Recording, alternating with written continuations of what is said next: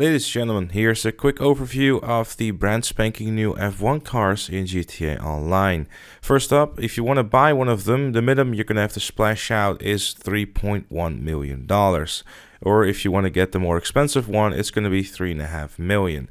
Now what do you get for these cars? You get some of the most unique cars ever to hit in GTA Online because they're literal, full-functioning F1 cars. Like for example, if the front of your car breaks off, you will have understeer, which in plain English means that it's going to be harder to take a turn. When your rear spoiler breaks off, you're going to have oversteer, which basically means that your car is going to be a lot more slippery during corners. With every part that breaks off, you will have even less downforce, meaning that every time you lose a part, your car is going to be less effective during corners because these F1 cars, if there's one thing that they're good at, is having downforce. The corners are something that you're gonna have to really get used to, primarily because the F1 cars, most of the time you don't even have to use your brakes. But if you've played enough public lobbies, you never use brakes anyway, so I guess you'll be alright. Having said that though, in public lobbies you're gonna have to be very careful, primarily because a lot of these people obviously don't know what brakes are and also don't know how to drive a car.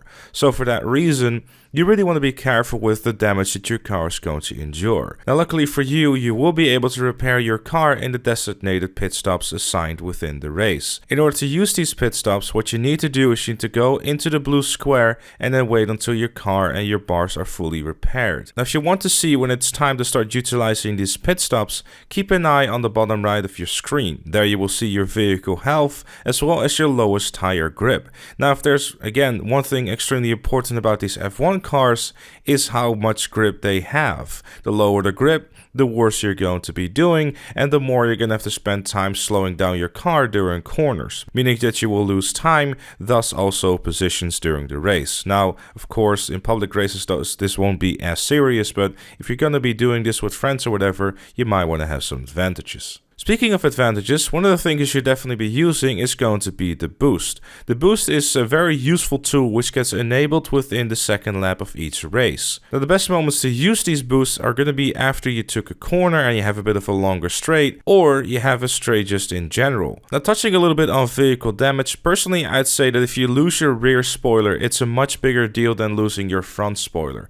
Having some understeer isn't really that bad of a thing in my opinion, primarily because it's much more easier to handle than having your car literally just slip out whenever they see a corner. So for that reason, you might want to skip a pit stop or two whenever you see fit. These races are also really going to come down to how well you manage your pit stop times. Of course, having lower grip on your wheels is a little bit annoying maybe at times, but at the same time, is it really worth losing those valuable seconds over trying to win the race? For what I can tell, your tire grip seems to last through a 10-lap race, so in reality, if your car doesn't get damaged, you would never actually have to do a pit stop. Now touching a little bit on open wheel races themselves, the way to play these is really just going to be coming down to getting used to the car first. Primarily because the F1 cars are unlike anything you've ever played within GTA Online.